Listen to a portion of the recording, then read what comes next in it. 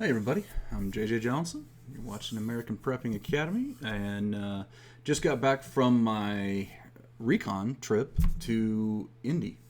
Um, and I just wanted to tell you guys about that and kind of go over what I am looking for in a place to live out there in Indiana.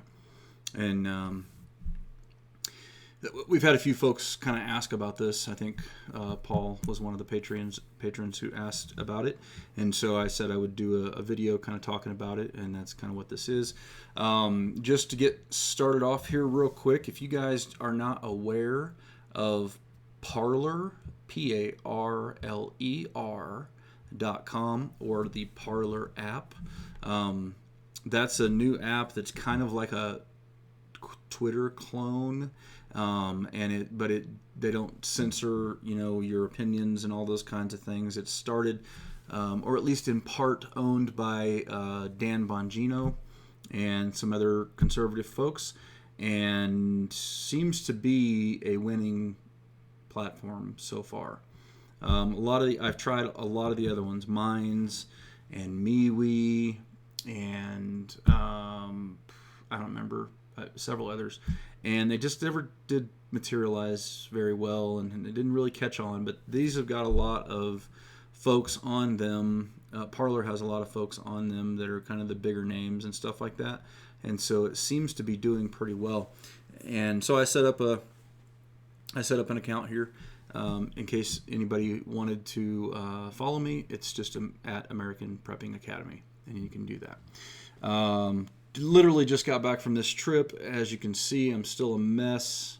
My hair, my Wolfman Jack hair, and I haven't shaved, all that kind of stuff. But I wanted to do this video because it's been a while since I put anything out, and I wanted to make sure that patrons are being taken care of. So starting off, a lot of people have asked over on YouTube and different places when I mention that I'm moving, why are you moving to Indiana? Well, the reason is because in my career with the government, we have to move every 4 years-ish, a lot of times. If you want your career progression to move along and all that kind of stuff, you end up having to move. And so I basically put in for an assignment at the Joint Terrorism Task Force in 3 different cities and another job in Colorado Springs, and sort of left it to God to decide where should we go, where should we end up, where should we be, and all those kinds of things. One of them was in Florida, one at Pensacola, one of them was in Texas and San Antonio, and then the other one was in Indiana, and then the other job was in Colorado Springs. And so the job we got was Indiana. So that's how it was picked. The government and or God. So anyhow, that's where we're moving. I don't necessarily know that Indiana would be the first place that I would have chosen, but it's a pretty conservative state, with the exception of Marion County and a couple of other counties up in the northwest. And they have a couple of wonky things with concealed carry, but for the most part, it's pretty good. I can deal with the issues there. I will just be staying out of Indianapolis proper as much as I can, and I will be living in a very rural area. And so today, that's what we're going to talk about: is my thought processes and how am I going to go about selecting a property to buy out there. So the first thing is, I want to be at least 45 minutes to an hour and 15 minutes from the city, from the metropolis, the metro, and I'm willing to commute every day in order to do that, because I'll work in Carmel at the FBI there, and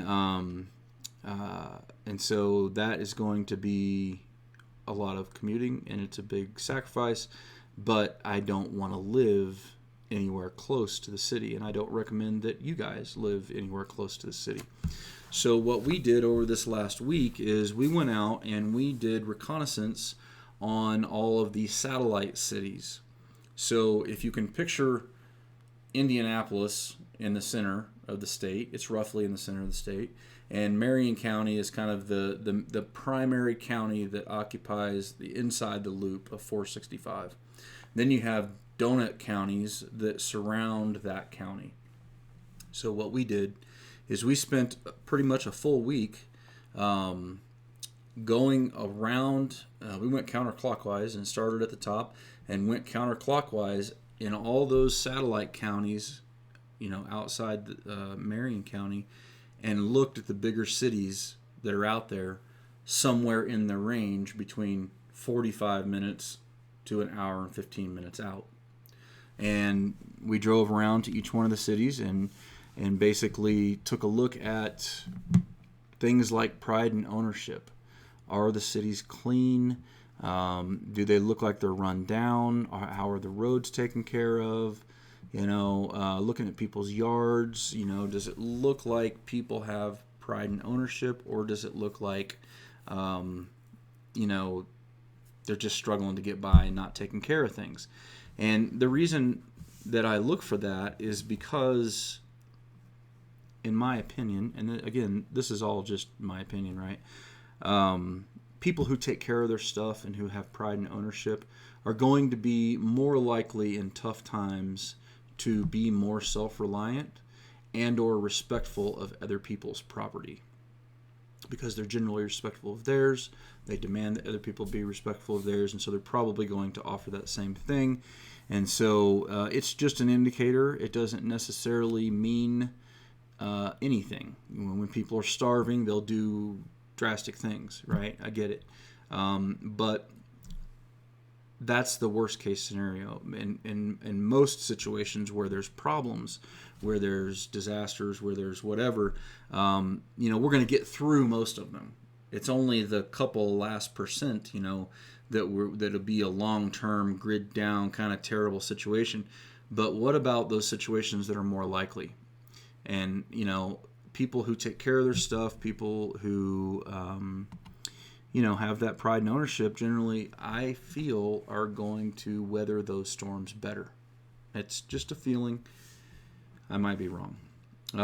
So I want to be about, when I looked around the city, there were some cities that stood out that I didn't want to live in.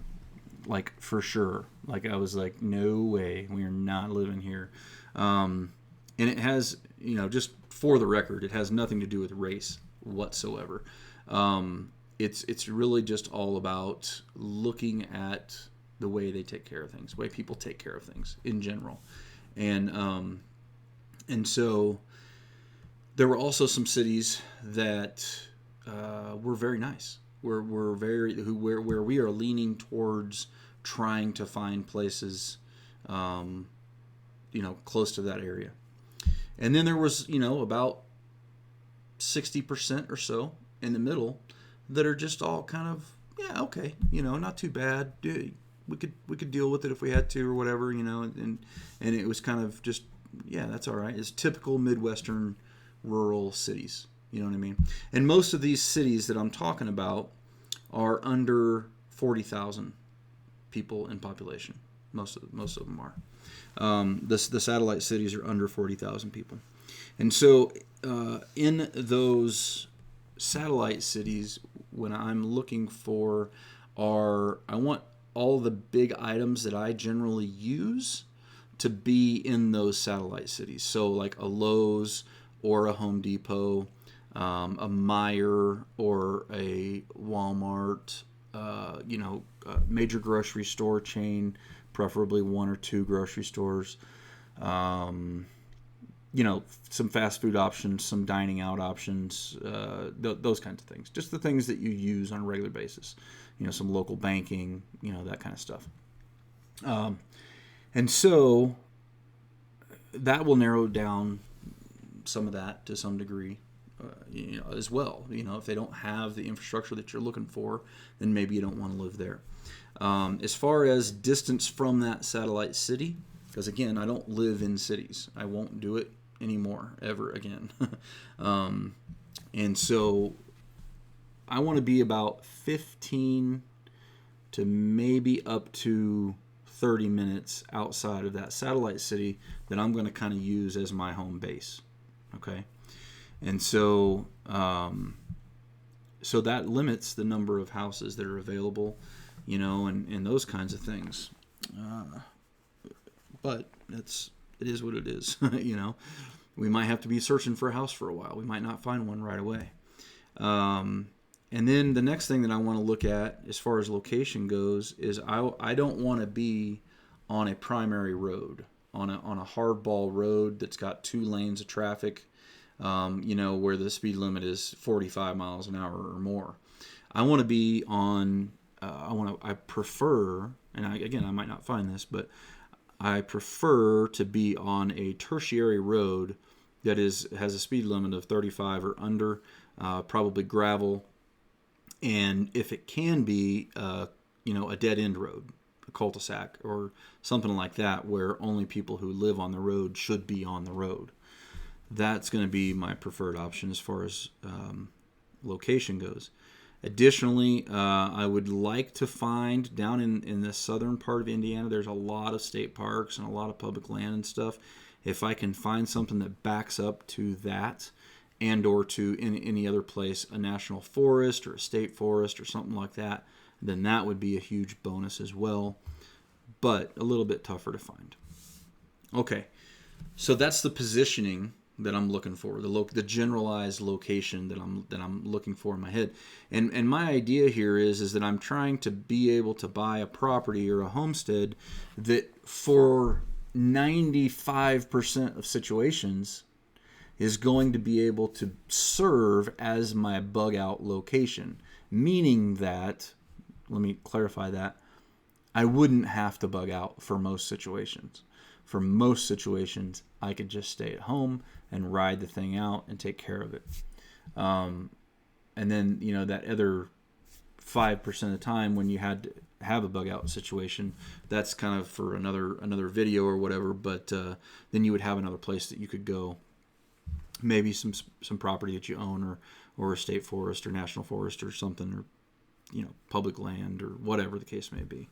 Maybe even corporate owned land that nobody's going to be on or something. But anyhow, so that's the idea. Is I want a place that's rural enough that I can ride through most situations. The next thing is resources on the land. I'm generally looking for about, I tell my wife if it was 2 acres, that was the right 2 acres, that would work. But more likely, it's probably going to be 10 acres or more.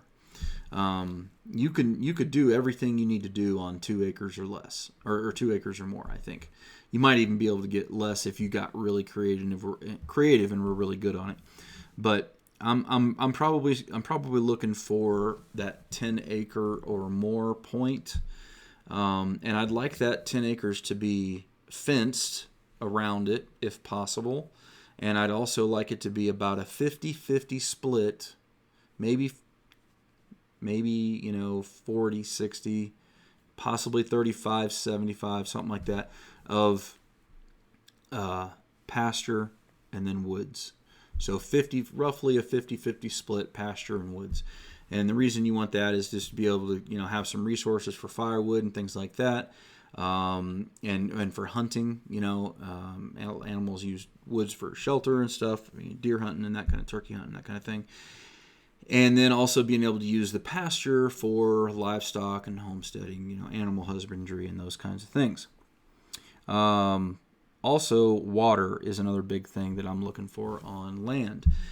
Preferably some sort of groundwater, whether that be a creek, a pond, or a lake, or if it doesn't have any open groundwater, a spring would be great. But those things, are hard to come by in some places. And in Indiana, surprisingly, there are actually a lot of properties that have water on them. If not that, then I'm looking for a well depth of 200 feet or less, if possible.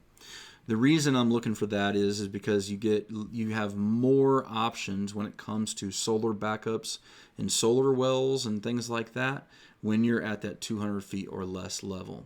Now, the caveat here is you really want to make sure that you've got a good overall depth so that in the summertime that well doesn't run low. So you got to really pay attention to the specs on the well and all that kind of stuff. That's something that you really need to think about before you pull the trigger. All right, so the next thing that I'm looking for on a property when I'm buying it used, and that kind of thing, because I'm not building it new, is shops or barns and outbuildings. What kind of situation is there on that? Because I need a lot of place to store all of my prepping stuff and all that kind of thing, and tractors and implements, and how do I house the animals and all that kind of stuff. So that is a huge bonus if they already have those things in place. The next thing is the house. And it's not like the house is last on the list. It's just why I wrote it this way, or just how I wrote it. But I'm also going to be looking with the house. The primary thing that I'm going to be looking for is to have enough square footage for the family, and also if I can get it a little larger to be able to incorporate group members and things like that in an emergency, then I'll do that if I can. If not, we can set up temporary housing and whatnot in shops or barns or whatever the case may be. But so square footage wise is a big thing, and then we're also going to be looking at if it has brick or masonry or stone siding or something like that, which is going to help to make the house just slightly more ballistically viable. Okay, just not your typical textured siding and drywall, that bullets pass right through really easily.